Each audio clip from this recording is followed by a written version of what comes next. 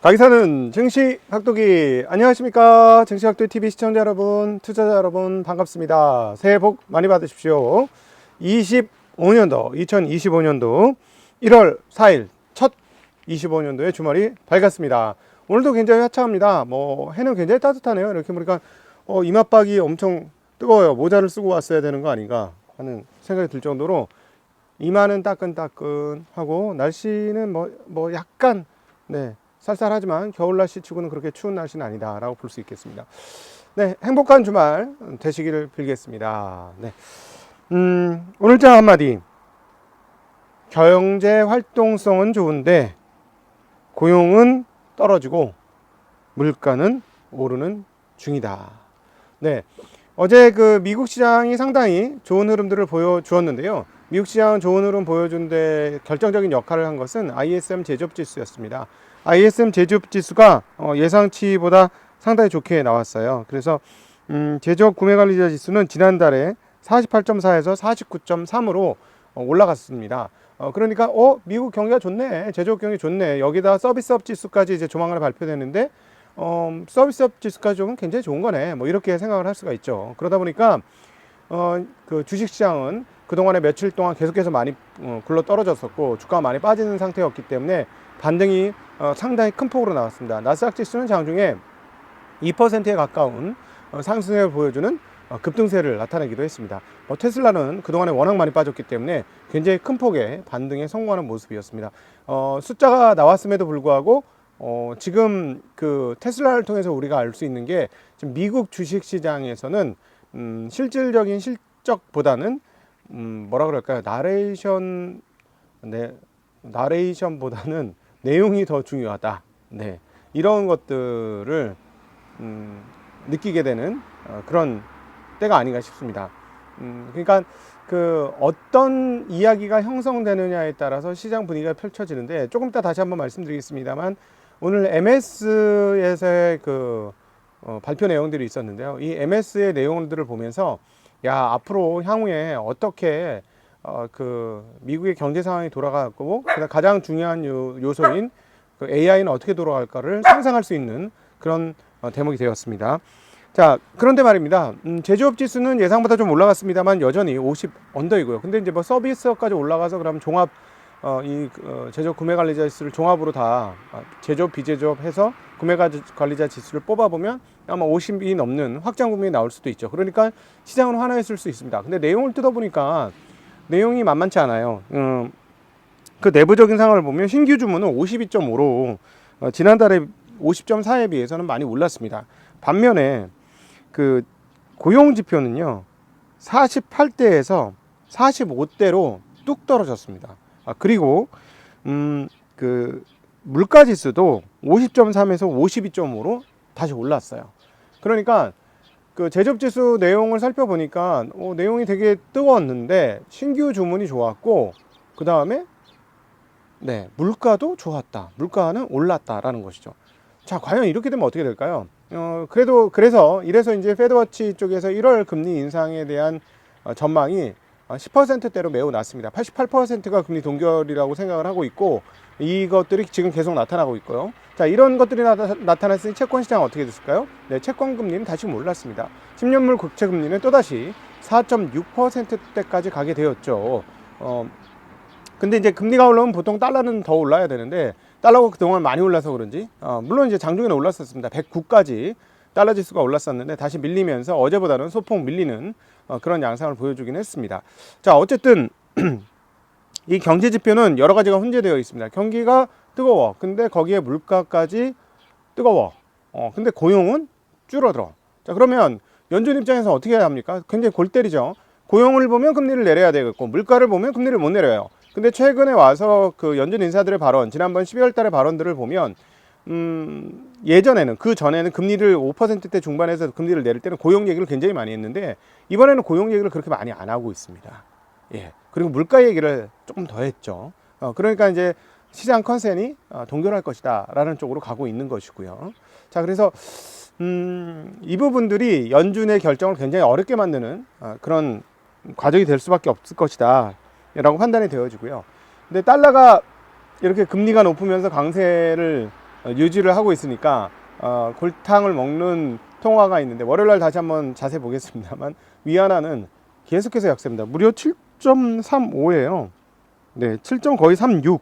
네, 7.36 수준의 35인데 여기는 이제 지준율을 또 다시 떨어뜨린다고 하죠. 지준율을 뭐 0.5% 정도 떨어뜨리면 한 1조 위안 정도 돈을 푸는 효과가 있다고 합니다. 우리나라 돈은 한 200조 원이 넘는 돈이고요. 네, 그러니까 그 경기를 활성화하기 위해서, 그다음 내수 부양을 하기 위해서 계속해서 돈을 풀겠다고 했는데, 문제는 뭡니까? 뭐 한국에서 좀 드러났습니다만은 미국의 금리와 중국의 금리 격차, 뭐 최근에 뭐 미국의 금리와 한국의 금리 격차, 이렇게 되면 환율은 어떻게 된다? 환율 약세가 되더라. 금리 격차가 더 벌어지면 벌어졌어. 우리는 낮고 저쪽은 높은 상태로 유지를 하고 있으면 환율이 계속 떨어지는 흐름들이 나오는데, 네, 이런 흐름들이 지금 중국에서도 나오는 문제가 되겠죠. 그럼에도 불구하고 뭐 이렇게 중국이 계속 내수 부양을 하겠다니까 또 유가는 올라가고 있습니다.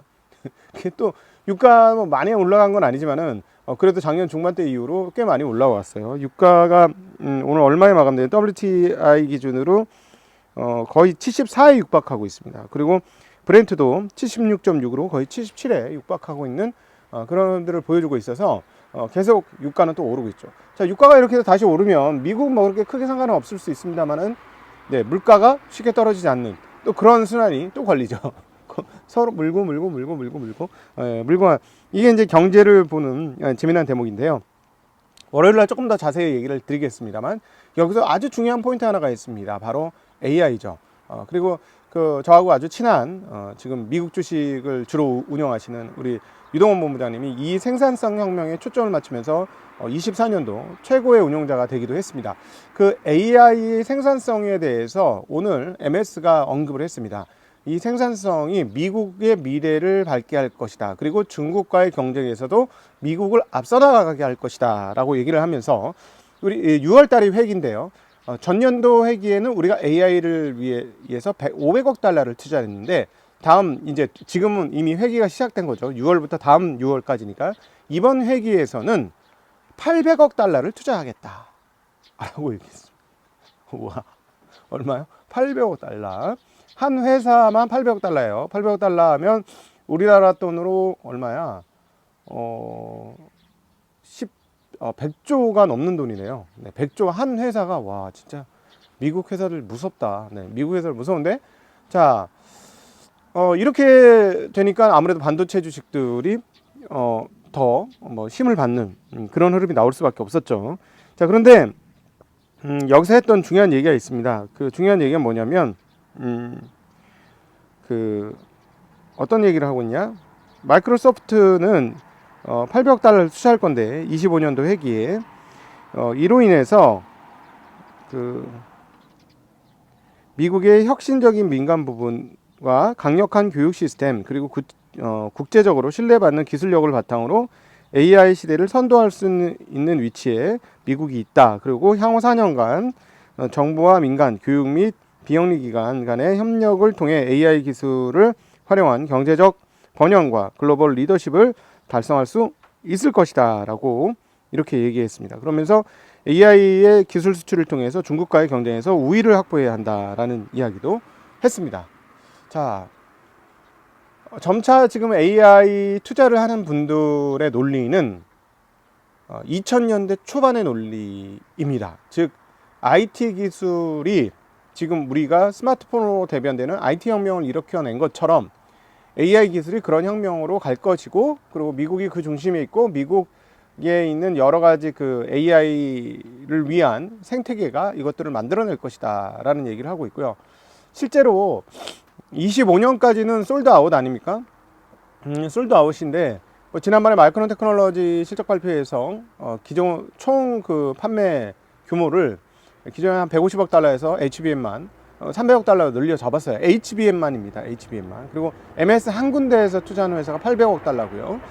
그리고 또 하나 TSMC가 코어스, 그러니까 지금의 이 반도체 제조 공정에서 가장 중요한 공정인 코어스 공정의 가격을 또 추가로 올린다.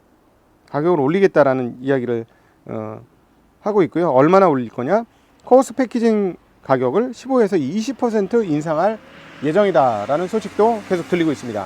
자, 그러니까 지금 종합을 해보면 앞서 ISM 제조업 지수 상황들을 보면 고용은 떨어지는데 예를 들어 고용은 떨어지는데 뭐 주문이 는다, 뭐 이게 조금 헷갈리는 내용들이잖아요.